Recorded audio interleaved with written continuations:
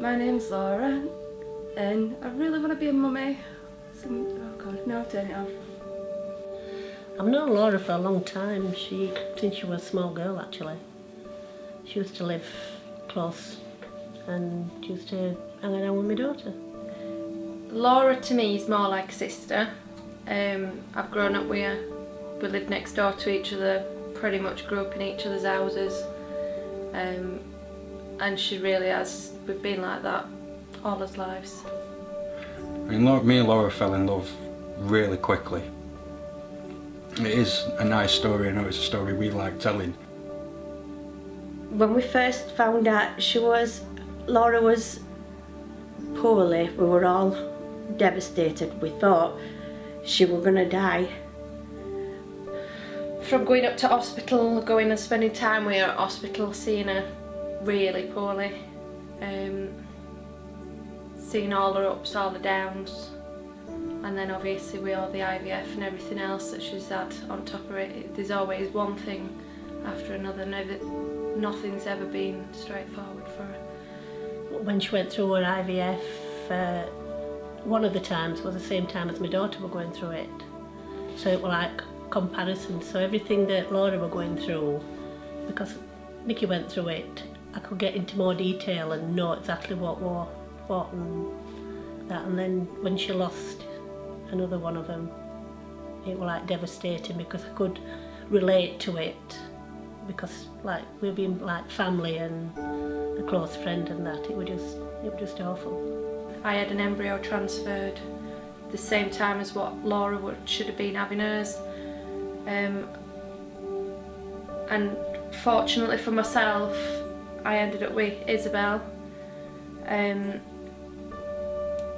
but at the same time it was bittersweet because that was the time that Laura found out that hers had not taken. She'd not got any further in any of it and not even got to the stage where she would tell she was pregnant at that point. I don't think there's anyone in this world that deserves to be a mum and dad more than Laura and Chris. They've been through they've been through so much together and separately. It's like, why can't they want their baby.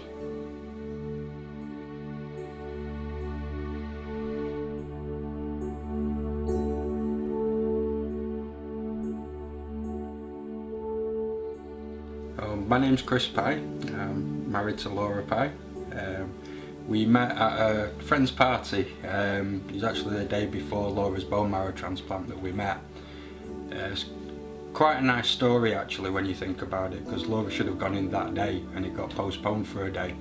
So it was one of those chance meetings that never should have happened. We kind of just knew straight away where it was going, the feelings that we had. I know it's one of them things to say love at first sight, but there was a connection there straight away. Obviously the day after Laura went in for a bone marrow transplant, from that day we were texting, talking on the phone, everything like that. And I know when I got to see her after she came out of hospital, again it was one of those funny feelings. I met her again for only the second time. Laura had no hair because of the chemotherapy. And again, it was just a feeling that you get about somebody, that you want to know more about them, you want to be with them, you want to spend time, you want to talk to them. Obviously, you start going through things together and you start seeing somebody get better, and you're with them every day or talk to them every day at least, and you soon get to know what somebody's really like, especially going through something like that, and you soon realise what a special person they actually are. I know me myself, I was going through a bit of a tough time not long before I'd been diagnosed with an AVM. The easiest way to describe an AVM is if you think of it like a tumour on the brain. I'd just gone through radiosurgery for that. So me myself, I was in, you describe it as a tough position, going through a bit of a hard time, and you kind of help each other out and you talk about things, and you get a lot in common with somebody, and I don't know, it kind of just goes from there. And I mean, me and Laura fell in love really quickly. Like 2 weeks before we got married, I got told that I needed to have my fallopian tubes out. Well, just one out actually, because it was only one that were infected before I got married. So I went to hospital and got all prepared at Rome, and they says, if there's something wrong with your other one, do you want it taken out? You can have another baby. Not another one, because I ain't got any. You can have a baby, just have IVF. I was like, well, I suppose if it's infected, then, you know, take it out if I can have IVF, and I'll have a baby. And I just thought, well, it sounds simple. So me and Laura have to go through IVF because of Laura's bone marrow transplant. She obviously had to have chemotherapy with that, and then not long after that as well, she got diagnosed with cancer. With all the treatment and different illnesses, Laura's fallopian tubes actually became infected, and because of this they had to be removed. So we cannot have children naturally. For us it's IVF or nothing. And that's kind of how why we've had to go through the IVF process. It's our only option to having kids. And September come and we had his IVF, and that didn't work, and I went to pieces, and it's just so hard. So when we've gone through the test to use Laura's eggs, it's come back that Laura's actually got quite a low egg count, and we were advised to use donor eggs. Obviously, like any couple, you want solely your own baby first. So I know our first attempt at IVF was using Laura's eggs. They did manage to get one. I think we were quite hopeful the first time we went through IVF. I don't know if that was a daft thing or a bit of inexperience of it. I suppose like every couple, when you start IVF you think that's going to be it, and for us unfortunately the first time didn't work. And it knocked us both back quite a bit. We started to learn quite quickly the journey going through IVF, what it's really about, all the different emotions, the way it plays with you. When we went back for a second go, obviously our eyes were open a little bit more. Speaking to the doctors and that, we took a lot of their advice on board about using donor eggs and things like that. Lucky for us, Laura's got quite a fantastic sister that agreed to donate her eggs. She's had children successfully. Obviously you get the same characteristics, same hair colours, everything like that, which is perfect. So we decided to use her sister's eggs. Laura's eggs might not work, so mine definitely work. And this were more, it were more up than ever, because I can have children and I get pregnant easy. So we were thinking, yeah, this is gonna work. Again, you go through a whole different experience when you start using donor eggs as well, because with the process where they actually take the eggs, straight away the difference was quite amazing, because I know from Laura we only got one egg out of it, whereas from my sister we actually managed to get 13. So straight away your hopes are getting built up again. Naturally, as you do, you think more chances, and you start going through it, and then they start going through the process of freezing the eggs and, well, sorry, growing the eggs first, seeing how far they get, and that number starts coming down, and your hopes still start going up, because you're still thinking, right, well, we've got this many chances. I can't remember how many eggs survived into freezing, but your hopes just get built up and built up. And again, your feelings as you're going through IVF, your emotions are all over the place. You go through being excited, being scared. And I can remember waiting at window for him to come back and getting all excited, and then she shook her head, and then we were really, really upset, because it's heartbreaking. I never knew just how much IVF entailed and what it actually you know, there's so many different things that people need IVF for. It's not just one thing, it's a million things. It's that one tiny thing. The financial side alone is stressful enough. To have to pay for something that a lot of people can have for free, it's hard to describe the stress, because it's basically you're paying for a chance. It's a gamble, and that's what you're giving the money for, and it's a lot of money as well. I mean, IVF, on average, costs around £6,000, and to put that kind of money into a chance it's scary again. I mean, a baby is the one thing that me and Laura want more than anything we could possibly imagine. A pair of us want to be parents so bad that it's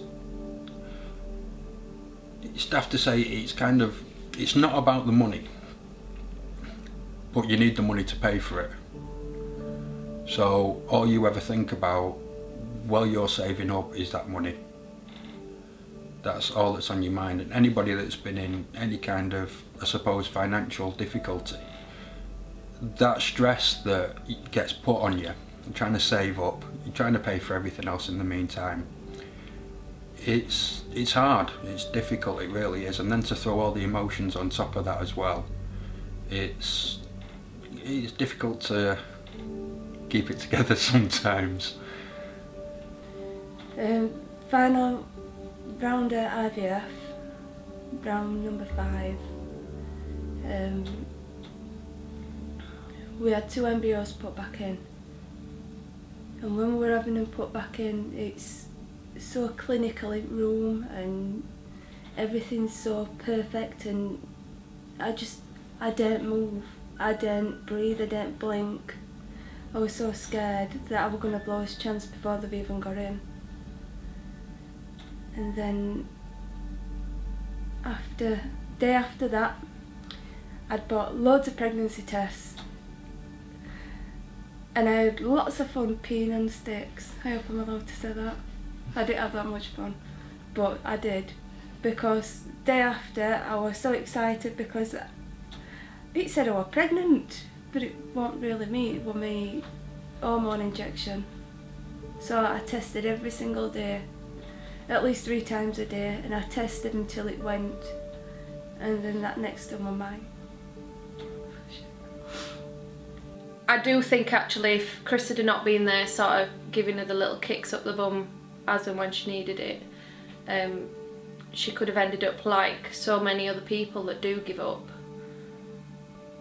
But he's dragging her through it all and giving her strength and trying to build her back up. And obviously when people go through things like that, and the feelings of not being a strong enough woman to do it, because it's such a natural thing to so many people getting pregnant, and the thought that you can't do it, and time again, and she's just being let down, and Chris is the one that's there, and he's sort of gone, no, come on, we can do this, we can do it, let's do it again, let's try again, let's build everything back up,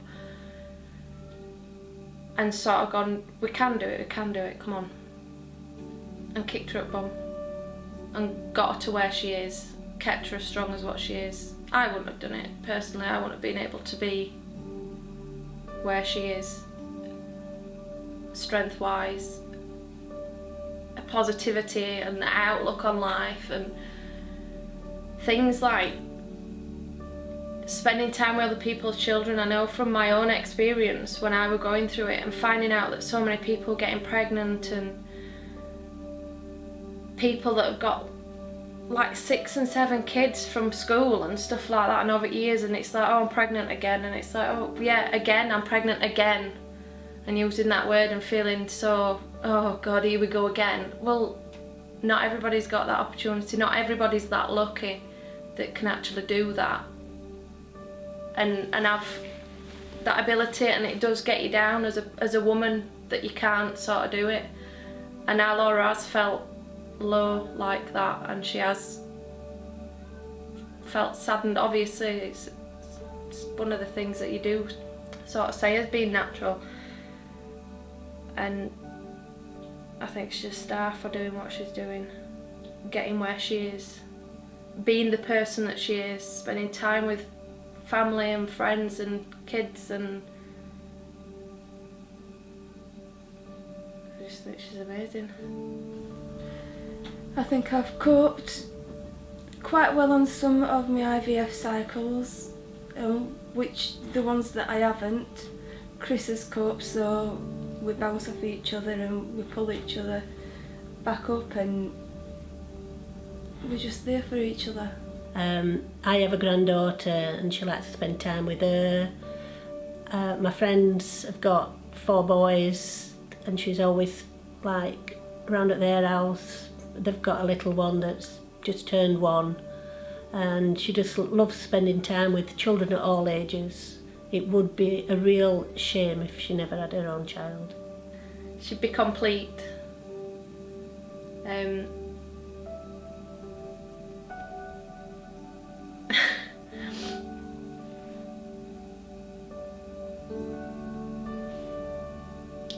It'd just be everything for her. I don't think you can sort of put into words how much it would actually mean to her, with everything that she's been through from being 17, and she's 31 and she's still fighting every day. Every day is a fight to be a normal family. Oh God, it'd just change everything. Everything would be worth it. There'd be something for it at the end of it all, and she won't be going through everything for nothing. She'd have a family. Everything that she's ever wanted. She wants to be a mum. She wants to be like everyone else can be, or what a lot of people can be, and a lot of people take for granted. And she deserves to be. She really deserves to be. So what we've decided to do this time is to actually create a Facebook page, try and get our story out there, making Baby Pye, try and raise a bit of awareness. We are looking for help. And this is probably one of the most difficult things for me. I'm not the kind of person that usually asks for help off anybody, but this is something we do need at this point. So we are asking for help. So we are going to set up a donation page. You're going to be able to follow us on Facebook. Me and Laura are going to be on there quite a bit, updating it, talking about what we're going through. I'm sure I'll be made to do one of these videos again at some point, and hopefully try and take you through the journey as well, just to show you what it is like. IVF's one of them things, it's quite private for a lot of couples, and until somebody actually goes through it that you actually know, there's no way of knowing what the emotions that you go through, financially, physically. And I mean, this is going to be hopefully mine and Laura's 6th attempt, so you could say we're quite experienced at it now, and we would like to help other couples that are going to go through it. And for those people that don't know what it's like to go through IVF, that might not have to go through it, it's just a little bit of an eye-opener of what some people do have to go through just to get a baby, just to get that one thing that a lot of people just kind of just get. If this works, Laura and Chris would be the happiest mum and dad ever. All they want is somebody to call them mum and dad. They want to cuddle the son or the daughter. They want what everybody else has got. No, it's not nice looking on other people and thinking that should be me, that should be me. If this works, this will be brilliant, absolutely fantastic. With everything that me and Laura have been through, it'd be that final thing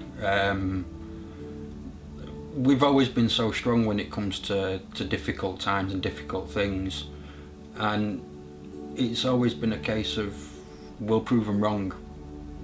You know, Laura's bone marrow transplant, she only had a 30% chance of surviving it, and she didn't just come through it, she come through it with style. And it was a case of we'll show them. And being told you can't have kids, we'll show them. The reason why we're going through a number 6 cycle is because all the other attempts that we've had at IVF have never worked. I've never seen a positive pregnancy test in my life. Well, not mine anyway, usually Arlene's. But this time, it were mine. My body works. I know that it can get pregnant, so we are giving yourself another chance because it works. I can be a mum.